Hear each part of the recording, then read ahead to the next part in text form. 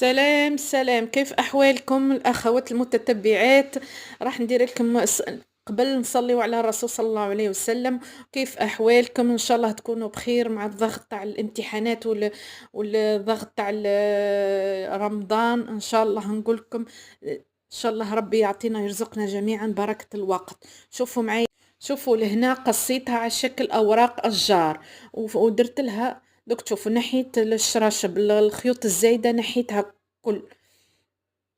نحي الخيوط، هاني قاعدة نحي في الخيوط. دوك تشوفوا النتيجة. هذه الفكرة نستعملوها للزينة، نستعملوها للتجين في سروال ولا حاجة بلاصة ما كان تقطع لك تستعملها تخرج رائعة. دوك تشوفوا في آخر الفيديو، شوفوا شوفوا في آخر الفيديو الأفكار كيفاه جات. فكرة حلوة خلاص. كتروا الأخوات، كتروا من الدعاء، ربي يرزقنا بركة الوقت إن شاء الله، بركة المال، بركة العائلة. شوفوا كي درت لها قصيت نقصوا هذيك الحاشية، لكن ديما كي نفصلوا على شكل ورقة نديروها دائما في المنتصف تاع التجين وين كاينة هذيك الخياطة الخشينة. شوفوا كيف خرجت. ممكن هي فكرة بسيطة ولكن استعمالها رائع. شوف حطيتها على السروال تاع الجين كي تحبي تزيني مام ديرها في الجين الأزرق. شوفوا هنا البيل كيفاه خرج، حطيته زينت عليه. وكل مرة تكون إن شاء الله تكون ديما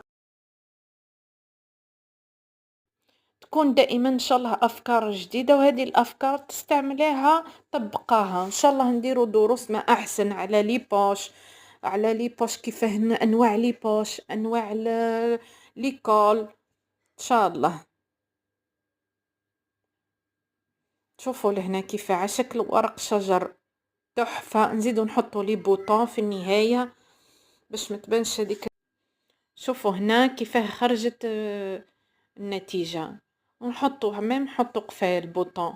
ولا تانا شوفوا في الزينة كي تحبي تزيني بها تزينها في صاك، في أي شيء تزينها في صاك، في مهما حاجة كابا صاك.